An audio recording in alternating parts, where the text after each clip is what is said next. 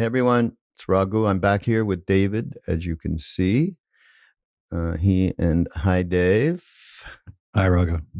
We haven't really chatted for quite some time. Actually, before I went to India, I just got back, and so I'm happy you are here because I've got so much on my mind,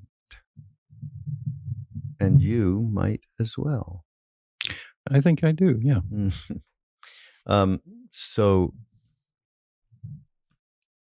I guess I should just say, I mean, I went through the Himalayas. I was in the middle of India in a jungle, and it was quite a trip because my health wasn't like 100%. So there was always that kind of overriding thing. India is not a great place for that.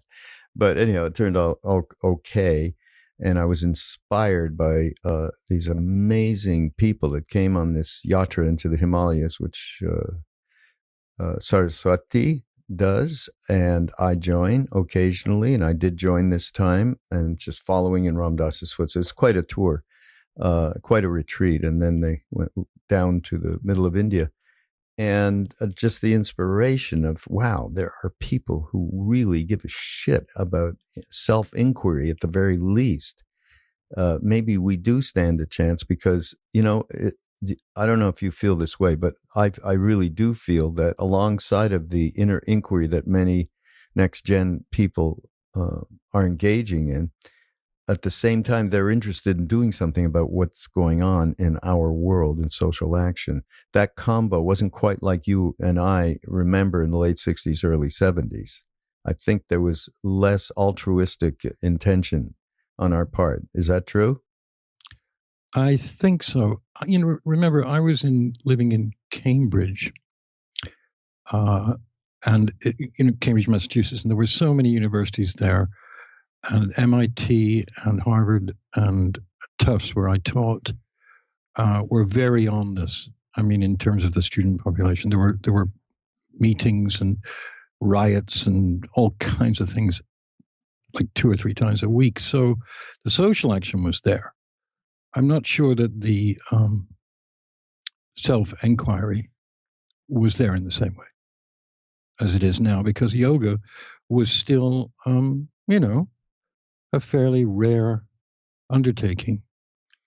Yeah. And so I see it sort of the backwards way because of where I lived. Yeah. Oh, that's weird. Because the way, for me, it was everybody I knew was interested, through psychedelics and then into the Eastern mystic traditions, and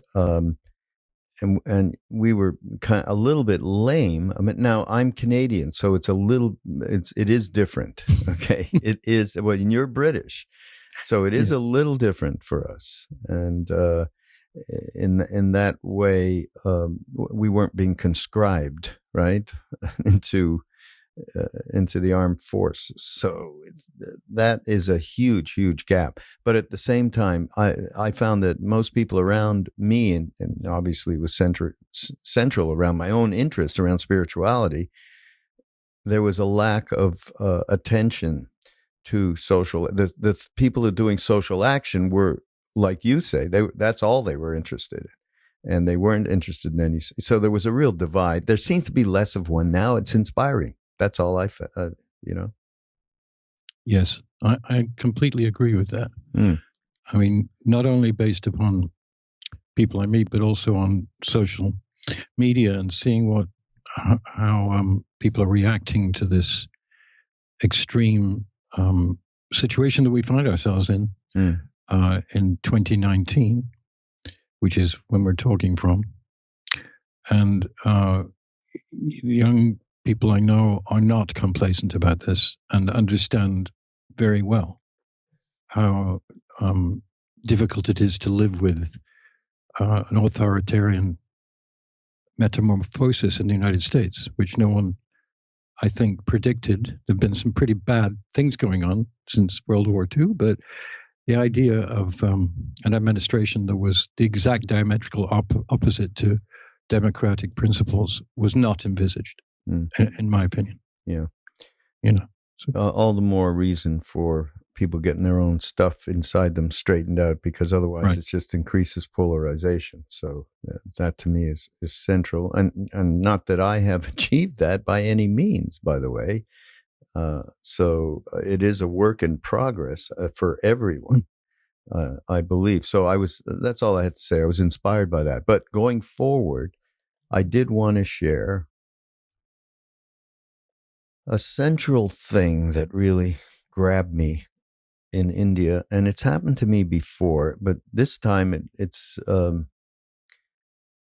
was really it had a sharp feel to it. Instead of a dull ache, a sharp edge, and I guess it's a matter of just seeing so. I was seeing so clearly, and that happens when you go to India. I mean, it's a total.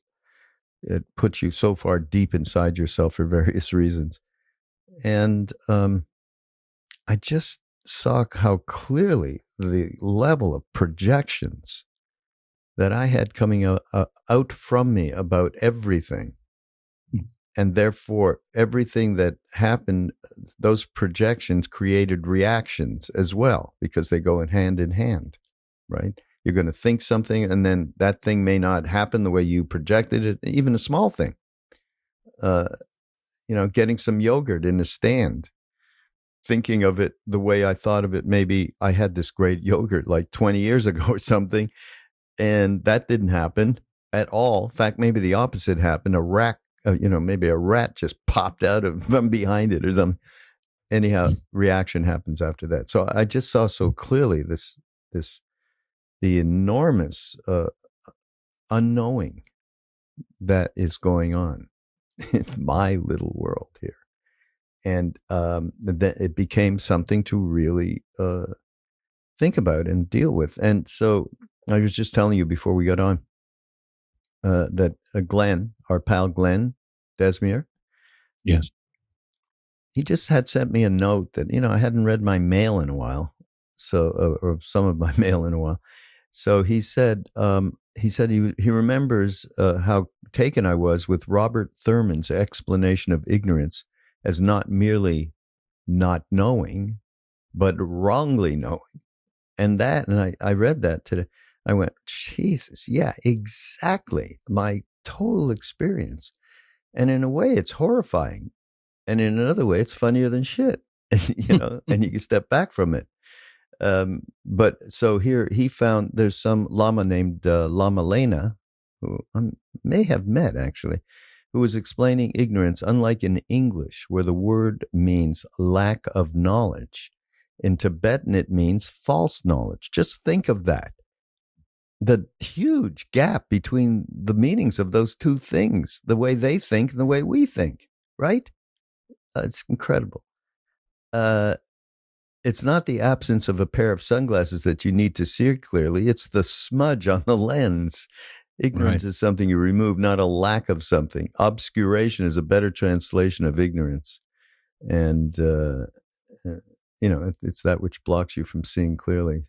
So that just absolutely zeroed in on what that was the only thing that was happening. But I would just be in the car, just going down on these, you do a lot of driving in India, going through country roads in this case, I went down into a jungle.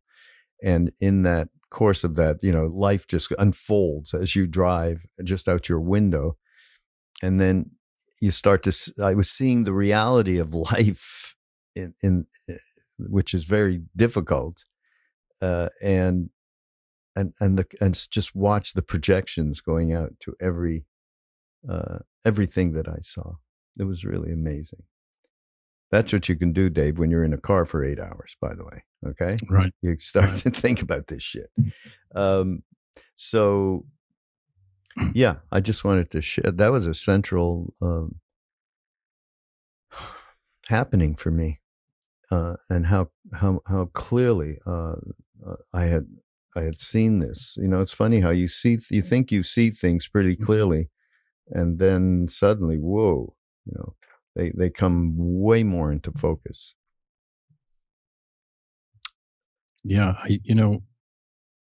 living in a big city, some analogies there. That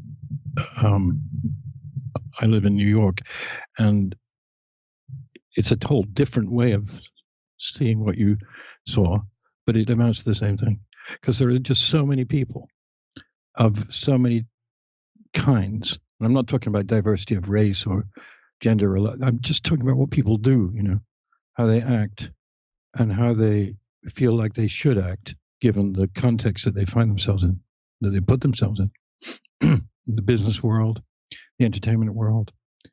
And I have to admit that my moments of truth on that level often came via working in the movie area, entertainment, television, music, and seeing such intense, obsessive, ego-based behavior, and realizing that I had it too, but that at some point, because of the great fortune of coming into contact with wise men and women, if not even further than that, higher than that, if you like, but at least people of the Ram Dass ilk. There's no one like Ram Dass, but we know there are many great teachers. And because of that, I was able to see very long time ago, I'm talking in the late 70s, that I really wanted no part of it. And that the part I had with it was by fortune and flow and just being in certain places, certain times with certain people. But the actual business of being a part of this system, which could be very attractive, superficially. You get things that other people only dream about. When I was at Mercury or Warner Brothers, a driver, to on a snap of a finger to be driven anywhere, and just sit there in the back with your phone, or getting into places for free, or getting free stuff, or eating a great restaurant. It all seems very good. F. Scott Fitzgerald's phrase, "The rich are different." Scott Fitzgerald wasn't stupid enough to say it's better. He just said it's different. And it is. And it can be extremely hypnotic and can assail that non-attachment and non-judgmentalism that comes from real study, real practice. So I consider myself incredibly fortunate, because I was ready to jump into that. And then I saw that I just didn't have the chops for it, really, which are chops that you now see it in big business and entertainment and so forth. I mean, if anybody watches the television show Succession on HBO, that's what it's all about. It's about power and greed. It's a little difficult to take, in my opinion. People love that show. I find it a little difficult to process, because it is so vile and maybe a little bit over the top in terms of the way people really are. But that business of projecting what you think is true because you want it to be true. You want it. You want that power. You want that influence. You want those free goods. You want, et cetera, et cetera. Isn't it just amazing that you would still go on wanting that for life, really, if you weren't sort of incredibly fortunate enough to have come across teachers? And you once said something that was very profound and in a way kind of sad. You said it on the podcast, but you said it to me many times, which is that Tibet was invaded by the fascist Chinese, and people call them communists. Have got to stop that. They weren't communists; they were fascists, and they invaded Tibet and burned the temples and killed a lot of the monks and nuns.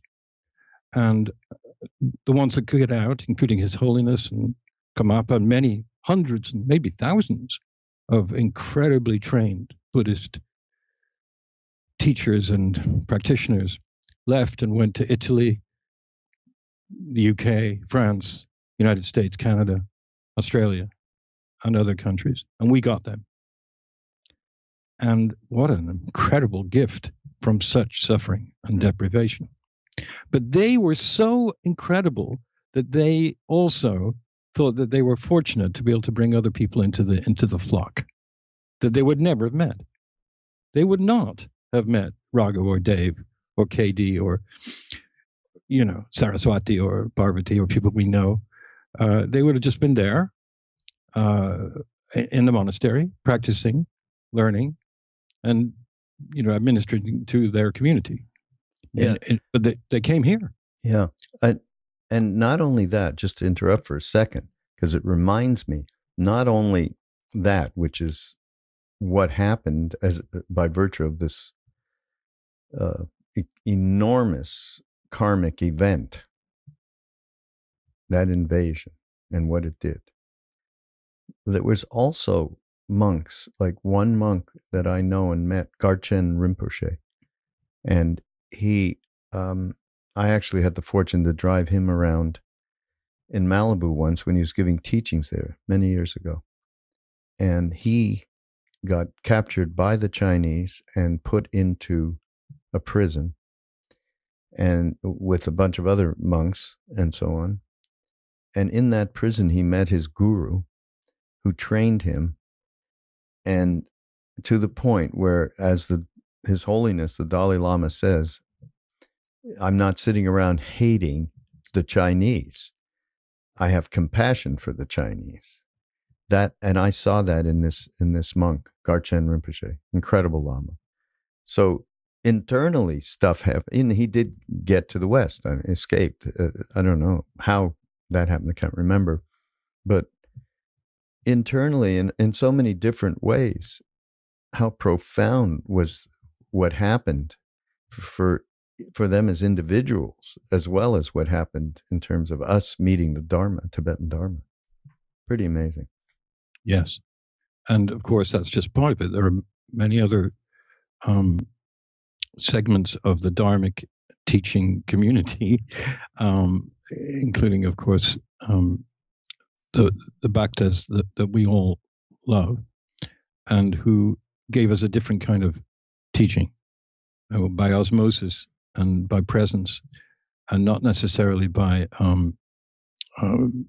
deep writings. And we are really lucky because, in my day, when this comes into my consciousness, it is pretty much 50% devotional relief, and the kind of intellectual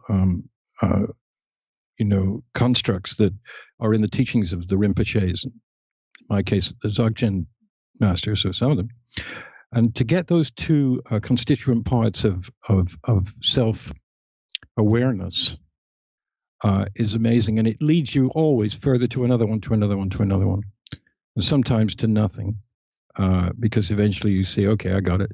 Now I've just got to divest myself of that, just as much as I have to divest myself of judgmentalism and negativism and hatred. I mean, I've gone through some pretty heavy stages in these last 4 years of this administration in the United States, because I know that there is the road of hatred and anger. It leads nowhere except back to yourself. And therefore, what do you replace that with when you're seeing atrocious, even surreally absurd and Orwellian actions? For those that are listening to this in the future, recently the person that leads his country or lives in the house in Washington, deliberately caused a war. There's no question about it. He did. And the Turks are now taking parts of Syria and really hurting massive amounts of Kurdish people. And he called it a great progress forward in civilization. A beautiful, beautiful change. And this is very Hitlerite, of course. And it's also very Chinese in terms of the period between the 1920s and 1948, when they finally annexed both their own country and took it from the patriarchy that existed before, and then took Tibet. And now we see nothing as personally hurting as that here, but a trend which could be a real problem for future generations here, if there are any. And I think there will be. But, how do you deal with this? We've talked about it a lot. And one of them is certainly not to divide yourself from it as if we are angels and they are devils. Yeah, well, but just that doesn't work. Dave, just your tone of voice is scary. And when if I was, I'd be scary too. I'd get a tone. But Yes. I was just leaning back and just kind of objectively viewing based on this whole thing around projections that I was talking about.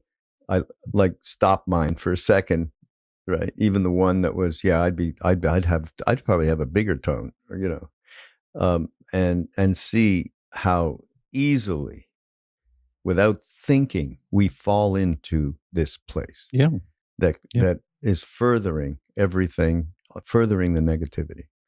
And so there's nothing for me but to find, through deeper practice, deeper wisdom, find and in a more clear perspective, keep working on that so that I am not personally contributing in the way that I am now.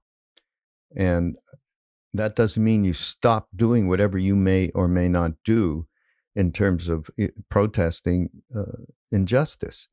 But at the same time, it's back to this thing. We've been talking about it forever. Without working on yourself, none of this stuff is going to be meaningful, because it's going to have the opposite effect. But I just saw for a second, yeah, clearly what Yeah. what is a big issue for all of us. Well, anger, Yeah. I'm angry that something happened like this, but I also am aware of the fact that, basically that doesn't help. Maybe it helps, get you off your ass. Yeah, there's righteous anger. To do something. Yeah, definitely there is using anger. There's and righteous is not the right word, because that's a tough word too, because we all have that and it comes from the wrong place. Right. But shall we say, in Buddhist principles, it would be right anger. They don't have such a thing. I think they may. We'll have to talk to one of our Buddhist friends, something that would explicate that. But yes, that energy is there as long as you are not attached to it. That's right. Yeah. Which is very difficult, because sometimes to get something going, you sort of play this game, and they are all games, these things. But when you see other people suffering in a way that I'm not personally suffering, I mean, thus far, and so it is a projection, because but it's not an easy subject, because complacency will allow all kinds of sort of terrifying things to happen, and did, and we see that happening again in some ways. But to get back to the more positive aspect, I mean, people who are now starting their life or their adult life, are seeing all this stuff, and they just won't take it. It's like, no, I'm not going to do that. I'm not going to eat animals that are factory fed and murdered, and I'm not going to do any of that. I've met so many people who just even wouldn't think of that kind of indulgence, of eating that kind of eating animals and treating them in the way they do, and people who are making stuff for you that are living in terrible conditions. These things would always have been opposed by both conscious and less conscious people.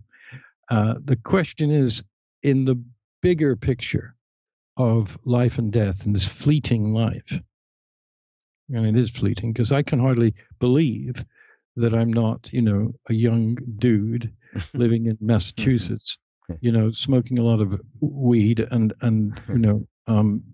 charming the girls. All of those things. I can't believe it went by so fast. It really did. And so what does that teach you? Well, for me, it's perspective that it teaches you, right? I mean, and that's where, again, the great teachers help you, because and it is astonishing that people who are, half a century younger have, many of them have that perspective. Without, I mean, when you're young, you do things that you don't do when you're older. But a lot of young people are doing those things that we're doing now, as we speak, and are divesting themselves of hypocrisy. I got that all when I was in India. That's why I was so inspired. It was so great. I can't tell you. But, so we're talking about, okay, let's talk about an antidote to the anger, to the polarization inside ourselves, to the righteousness, because that's what this is all about. I mean, walking each other home, as Ram Dass put it, right? So we have this movie, Becoming Nobody, which I'm hoping anybody who's listening already knows about. And in fact, it's been playing in theaters for the last couple of months. And everybody out there, this is the first time you're going to hear of it, but it is going to be available as a download or DVD in January 2020. Okay. And you go to ramdas.org, sign up to the email list there, and you will get a notice about all that and all of our other wonderful offerings. Okay. That's our mid-podcast commercial, Dave. Yeah, it was a good one. But David and I were on a panel at the Rubin when it was playing there about a month ago, and in New York. Just finished that run the other day, actually. And certainly this movie is about the antidote to anger, greed, attachment, and all of the obscurations that we talked about at the very beginning here. So, and David had a couple of nice comments that I'd love for you to share from that time. Yeah, well, they're actually comments I didn't make on that stage Well, at the great, museum. better. But they're just notes but I never brought out my notes because the flow was very encouraging, and it was a terrific experience for me. The film actually it not only does what you just said it does, but it also shows the deeper aspect of Ramdas's distinction between role playing and soul awareness. And that as the film progresses, you see him speaking from the past and hear him, and then gradually Jamie Cotto, the director and sort of interviewer, brings it out through his own self-awareness, and then gradually bringing it out of Ramdas, and the film progresses. So the film is, becoming nobody, but that's sort of what you see. And you at first glance, someone would say, well, why would you want to be nobody? You were born, we have a life, we have all kinds of opportunities to do all kinds of things and achieve things. That's true. And it's nice. But at the end of the day, what the film did for me was it made me understand that as one matures, you begin to understand that this is just a fleeting moment, and that the eternity and infinity of the entire thing goes on and has gone on, and is subterranean, and sometimes obvious and sometimes not. And so the practices, if you do them, no matter what sort of extreme or non-extreme you are about them, will eventually become ingrained. Krishnadas once said that when you chant the names of the divine, even when you're not chanting, if you do it enough, they're there, they're going, they're moving. The wheels of chant are moving in your consciousness, because you do it so much that eventually they are there, not just as a chant, but as a recourse, a way of gaining perspective. And that becoming nobody doesn't mean necessarily living a life of the sadhu, although there's nothing wrong with that. Yeah, you can enjoy life as an artist, or as an artisan, or a builder, or a stonemason, or whatever. And that's good. But I think Ramdas made it clear to me over the period that I've been listening to him, that these two things, these planes of existence and consciousness, are simultaneous. So just as KD said that as you go about your day, the chant is subterranean within you, and it can affect you at any moment if you actually really are practicing. So the film really did that for me. And he says in the film at one point to Jamie, I believe, there are different planes. Yeah, you can be on more than one plane. Occurring. Yeah, more than one plane at a time.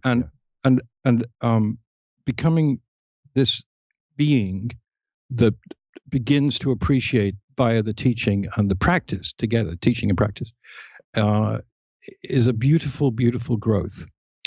Beautiful growth into awareness. The awareness of being, not just the awareness of what's going on around you, or the good or the bad or the ugly, or the pleasant or the unpleasant, or the trendy or the whatever. That's awareness. What is the awareness of being? because that is natural mind. Yeah. Yeah. Now, And the film really did that for me. yeah. But you brought up something that's really important. Becoming nobody doesn't mean you suddenly become, you have the personality of a fly and you're just there. Okay. It does not mean that. Is everything that is going on, including one's ambition, for instance, to do stuff, to accomplish things, to produce things, to include all the way through family life or whatever it may be, career.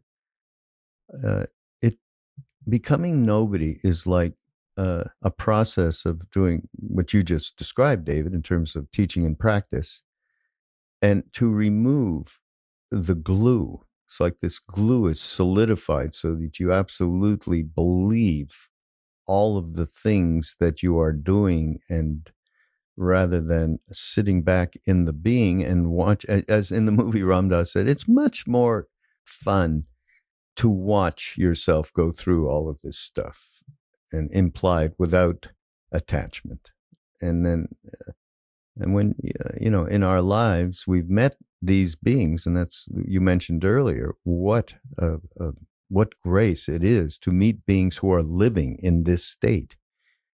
And they are an inspiration. Yes, we can do that. And, it's a lifetime of work. So that's what becoming nobody. I'm glad you brought that up, actually. I think it's super important. One of my daughters was there with me, and she was, she's not a person that practices in the way that we're talking about, but she was deeply moved by the movie, and because she felt a presence that was extremely a great relief to her. That's sort of how she put it. A relief that there was a presence. As Emmanuel said to Ram Dass, death is safe.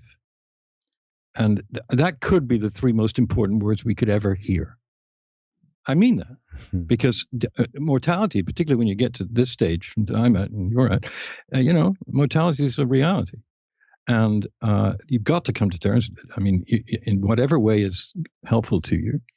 And so when you say death is safe, that's again becoming nobody is reaching that point where you understand that the trials and tribulations of your life will disappear, and so will the great pleasures and sense of achievement and so forth. As you just said, Raghu, it doesn't mean that you don't do them. I mean, I just went out a couple of hours ago, and outside the building was a woman who I absolutely adore, who lives in this building, and she's in her 80s, I think now, and quite ill. And when I saw her, my heart leapt. It really did. And I ran over to her and gave her a big kiss right on the cheek and said to her, Judy, I haven't seen you for a year. How are you? And I felt it. I mean, it wasn't like I was just doing, I had no reason to do it, for any other reason except it was a passionate, heartfelt thing. And it was wonderful. And all the way walking down the street, I was thinking about her and thinking how wonderful she is. That coexists with the idea of the disintegration of the individual personality. Strangely, it does. It's hard to put it down. It's a quantum thing, actually.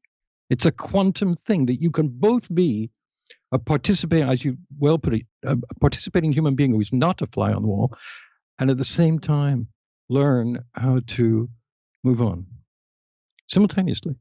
Because we are moving on. We're moving through this life in a quantum manner. All kinds of things are coming into our head all the time. And when you meditate, one of the things I've been thinking about a lot recently is the fact that the concept by people who don't know about meditation is that it gives you like bliss and a lovely feeling, and it's just lovely. Well, that ain't my experience with it. Not at all. Yes, there can be blissful moments and so forth. What it is for me is the putting forward on a screen in front of me my own preoccupations, obsessions, stupidities, judgments, angers. They come. What do you do with them? Well, you see them, and it can be fun, like Ram Dass says, if you get to the point where you go, I can't believe what I was just thinking about. I'm in the middle of a 1-hour meditation, and I'm suddenly thinking about something from 45 years ago that angered me, that pissed me off. Like, for instance, I'll give you a good example. When I was doing my television series in Boston at WGBH, a guy came who wanted to be a photographer and shoot the show. and I was in the control room and what was happening in the studio and all of that. And I didn't know him, but I was told by the powers that be at that public television station that this was a person that wanted to sort of, document what we were doing. So, I was friendly to him and everything. It was only many years later that I learned that he was an FBI informant and was put there to check on what we were doing because we were doing very anti-war things on every show. That's why I lost the series. He was a person that had perfect poise. He held a very nice Rolleiflex in his hand, or he had a Canon sometimes. He would take pictures of me and other people on the show, and I never saw any of those pictures now that I look back.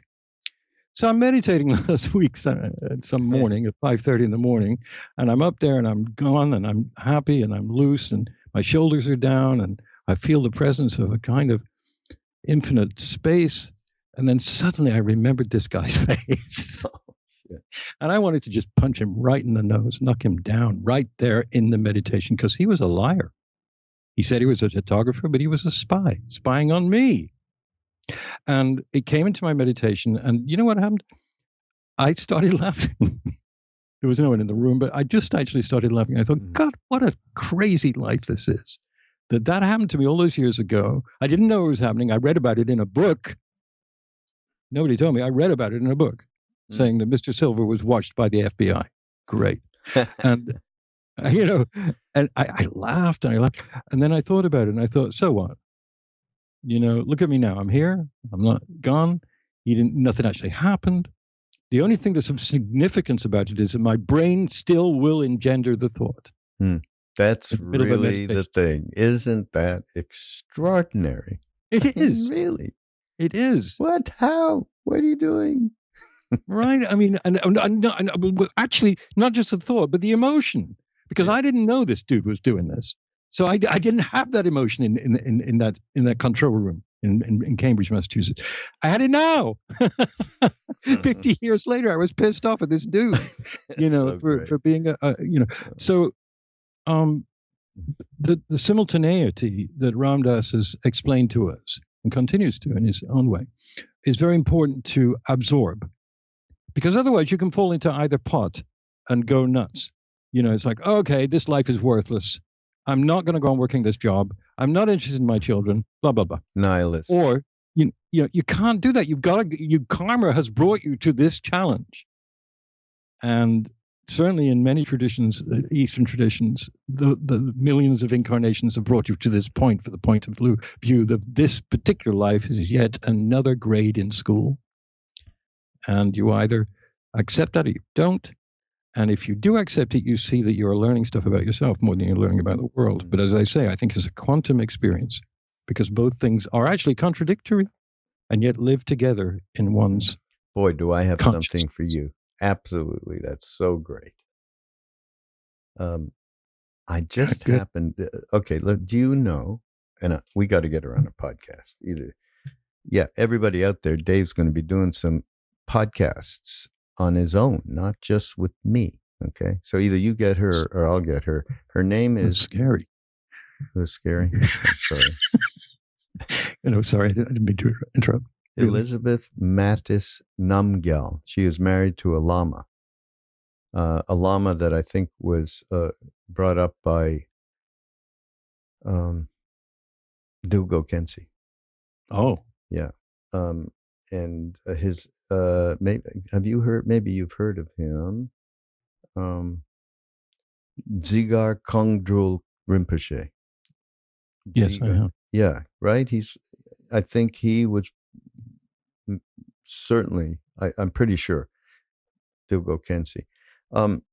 Anyhow, this is another. Hi, Glenn. Thank you again. Thank you, Glenn. Yes, this was lovely. We want to get her on a podcast. But let me just read something. She wrote a book, a small book, and it's about dependent origination, which is by the way, everybody, one of the big clues that the Tibetans give that is extraordinarily helpful if you could get anywhere near having any understanding of it. Okay, it is difficult, but We're going to try and shed a little bit of light here. But this is, her experience is extraordinary. So let me just read. As a child, she says, I remember walking alone to the church, a few blocks from my house, to light candles. I didn't have a firm idea about to whom I was offering them. I had no concepts about faith or any shoulds or shouldn'ts, do's and don'ts surrounding spirituality. I just felt attracted to the light. The experience of awe and humility that I sometimes encountered inspired this early impulse to devotion and aroused in me a longing to express it. I intuitively understood that this was something that arose deep within the nature of my being, and it did not occur to me to name it. I think we all have had that experience. Whether as a child or as an adult, we are all susceptible to moments when we emerge from our habitual reality. In these moments, we glimpse the magnificence of the world around us. And yet, as we grow into our lives, we are also susceptible to a world that others define for us. We are very susceptible. Now, don't get me wrong. I'm not dismissing the importance of language or the way other people think. We rely on others to help educate us about how to navigate the world we encounter. However, throughout all of this inevitable indoctrination, I feel fortunate that I continue to trust and pursue an experience too full for the likes of words, definitions, or labels. I love that so much. The allegiance I have to this experience, that I will call grace here. This is Tibetan Buddhist, by the way. Okay. But that, of course, has devotion and guru and grace. For the sake of talking about it, has led me on an active, ongoing search, both within and outside the boundaries of my own mind.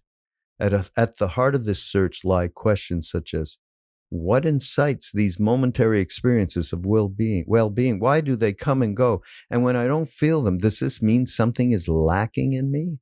Do I lack faith? It wasn't until my early 20s when I encountered the teachings on dependent arising that I slowly began to find words that spoke directly to these questions. I received my first teaching on dependent arising while sitting on a hill in a small Nepalese village, which overlooked an expansive and misty valley. I sat there quietly alongside my teacher, Dzigar Kongjul Rinpoche, who I had just recently met, unaware that he was about to introduce me to something that would in time completely blow open my world. As I gazed out over the green terraces of rice fields and tiny clusters of mud houses below, Rinpoche turned toward me and holding up his hands with the tips of his 2 index fingers pressing together in a way that created a triangular roof-like shape, asked, Lizzie, is this shape 1 or 2? I thought it was some kind of trick question. 1 or 2 what, I wondered. I looked at the triangle and saw 2 fingers composing the shape.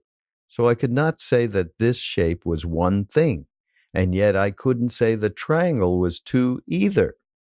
So I replied, not 1 or 2, not the same or separate.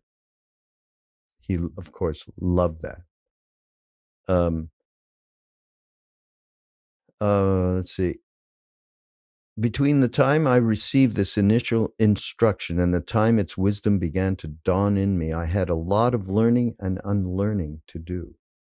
It turns out that I had adopted some unexamined assumptions about spirituality, some beliefs and doubts.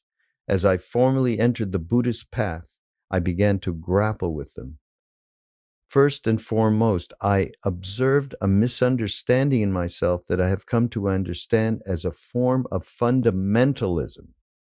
This is, whoa, good stuff, Dave. This fundamentalism became apparent in moments when I felt there was no room for inquiry. At such times I felt that faith was something I was supposed to have, that as a good Buddhist, I was expected to hold prescribed beliefs and feel unwavering certainty. And it goes on from there. Wow. We're going to put up the book. It's a small book. I will say this: when I have to read this, I know it's long, everybody, but it's well worth it. And we'll put up the name of the book and where to get it, because this, and I have only read this. This is just the introduction and preface. I mean, so it turns out that these dry spells, Elizabeth says, the times I assumed I lacked faith because I couldn't reconcile my ideals with my experience, have always been instrumental for any spiritual maturity to take place in me. Extraordinarily important, eh? I suspect this might be the same for you too. You might, like me, resonate with the words of the German theologian Paul Tillich, who said that doubt is an element of faith. Spirituality has no utility if it runs counter to life as we experience it. Let's face it, when the rubber meets the road, what is the use of the spiritual path if it doesn't address the human condition?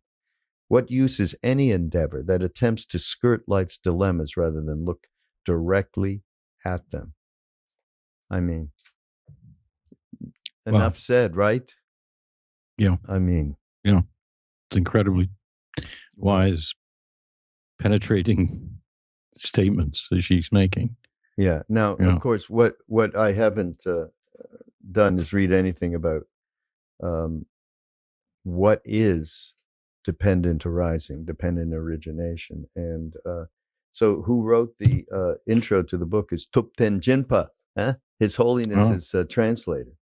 So just so you know, everybody, and again, this book really will explicate it, but the idea is that while things arise in dependence upon some other factors, they do so not in isolation, but within a web of deeply interconnected complexity. Okay, that's the idea.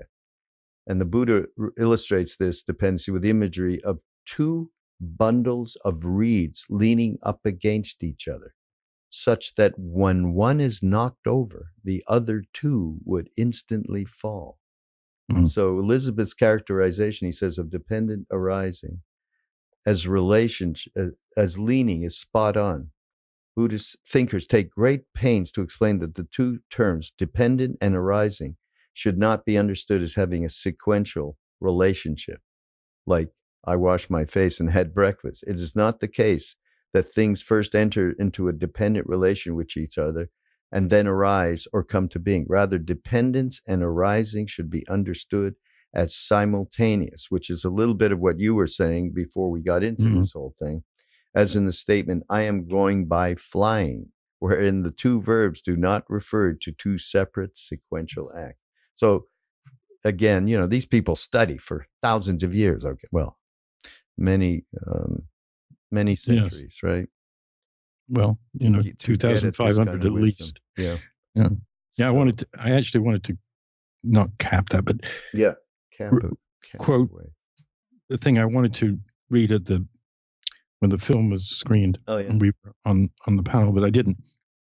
It's by our favorite Yongey Mingyur Rinpoche, who's part of this incredible lineage, Tulku Orgyen Rinpoche. And I highly recommend reading his Tulku Orgyen Rinpoche's double volume, As It Is. It's called As It Is. And that thrilled me when I saw the two of them and I bought it. And I've been reading it ever since for 30 years, over and over again. Anyway, Mingyur is one of his sons. And he made this statement in his new book. He said, Buddha made a decision to stop trying to get enlightenment and to simply sit down and look into his own mind in order to see what he could learn from directly observing his experience in the present moment. What he discovered is that our true nature is already awake, already perfect as it is, and that what he initially sought to attain was already within him. We practice in order to know what we already are, therefore attaining nothing, getting nothing, going nowhere. And, that was what I wanted to put next to Jamie's title of that film and Ramdas's trajectory. And then he said, staying receptive to the present, it means allowing for a fresh response to what's happening and becoming more comfortable with innovation than with repeating stale impersonations of your old self. That's Mindrolling saying that. It could be Ramdas. It's exactly the same, about walking into a room as a professor of clinical psychology and coming out as Ramdas.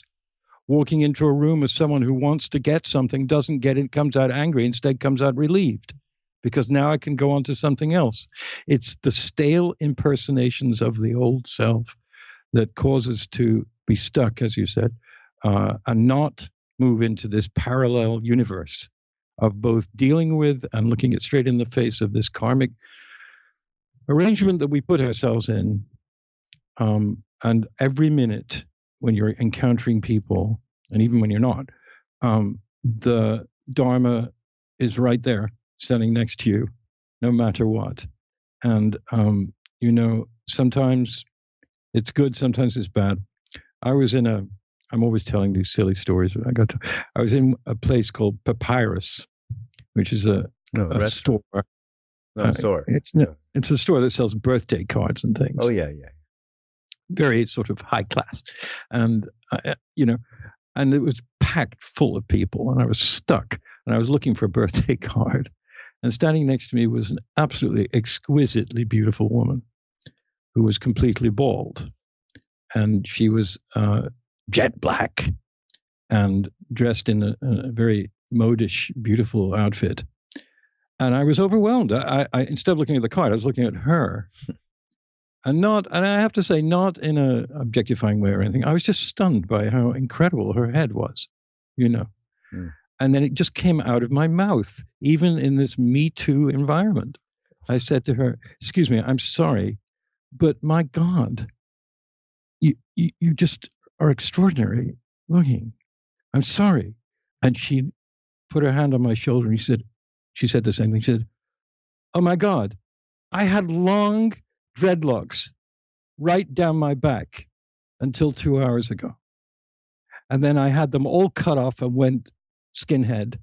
And I was going through such hell when you said that to me because I missed my locks. And thank you, sir. What's your name?" I told her my name. She said, "Thank you. Thank you so much." And then she went and got what she was going, and I got mine, and I walked back into the street, and I felt like $1 million because I'd actually gone across something I don't do. You just don't say that to women, random women anymore. You don't. It's a good thing because, you're not obtruding on their space. But I broke the rule because I was overwhelmed by that sort of beauty that was standing in front of me. Now, that's not about, eternal life. It's not really, strictly speaking, about anything we're talking about. But to me, it was a random thing that I did. I took a moment to do something I would never do normally. I never talk to people like that. And it made her happy because she was going through a moment of extreme self-doubt that she'd done this thing to her physical body. And so, that's fantastic. She was leaving, and then she turned around to me. I was in a line 2 behind her, and then she turned around to me. She said, "Thank you so much." And it just made my entire day, and it might have made hers. Yeah, I don't want to sound mushy about this, but this to me is an example of living in the. You're my mushiest guy. What? You're the mushiest guy I know. I'm not. You are not. It's a beautiful mush. Okay. It happened. Yeah. And it's real. And you know what? It's about becoming nobody. It's what I tell, I think, when we were there, I told the thing of meeting Ram Dass for the first time. And you just said it. You gave this person your attention and it welled up without any thought about return. There is unconditional. It just welled up. Right. You did it. And in the doing of it, there was no David Silver, no thinking, no self-referential, anything. It just came out in that moment.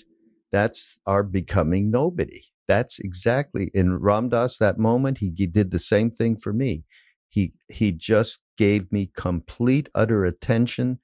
There was no interest in a return. of any sort. And that is our path of becoming nobody. I mean, it's a small thing. And then, of course, we go back and, we act out our stuff. But from as we go through life, those moments stay. And they're more the foreground, not the background. I think you're right. And I think that part of the, sort of active maturation, if you like, is doing something you didn't do when you were not about this, when you didn't learn anything about it. Maybe a teacher did teach you to be self-aware, or maybe a moment taught you, or maybe an illness or a loss. And those edges of awareness are what move us, actually. But as I said before, you can't count on that.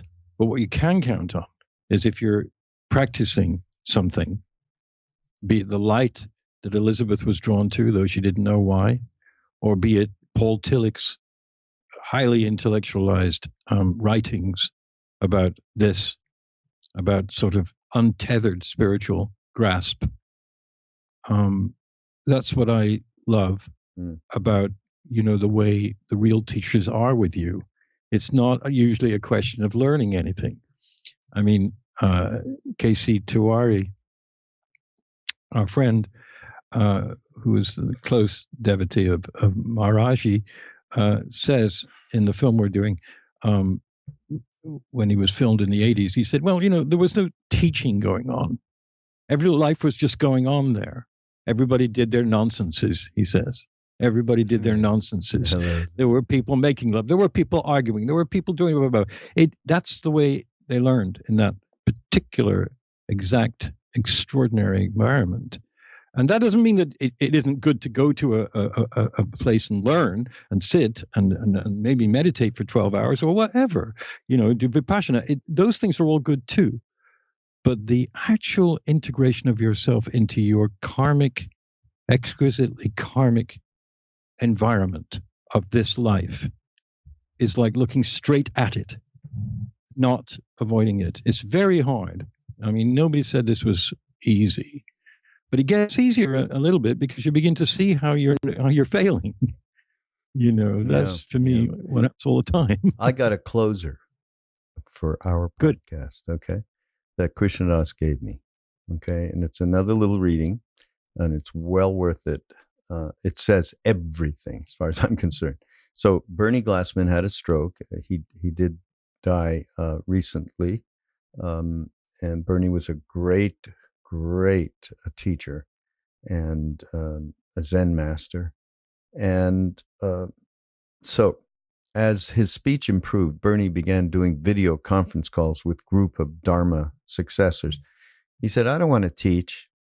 I want to hear from you, but they want to hear from him. So he tells them that after his stroke, resting between therapies, he'd entered a state of meditation that took him into the most profound space of not knowing he'd ever experienced, right? It felt so natural and organic that he thought nothing of it until someone asked him if he was bored, lying in bed and staring into space. And when he'd been asked more questions about that, tears came into his eyes. And he said, you don't understand. The real question is, what does this have to do with being a mensch?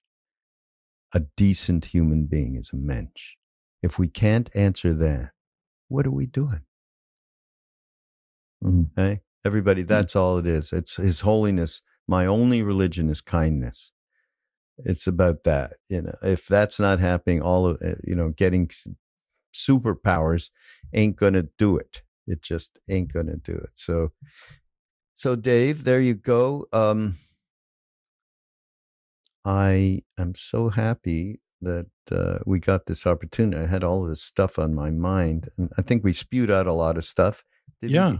Hopefully we didn't get too pedantic or anything, No, on the contrary. Your mushy stuff really helps. Got mushy. Yeah. Oh, everybody, this is Mindrolling, Raghu Markus and David Silver, and on BeHereNowNetwork.com. Go to Be Here Now Network, and you will find a plethora amazing podcasts. And we shall see you next week. Bye-bye, Dave. Bye-bye. Thanks for listening, everyone.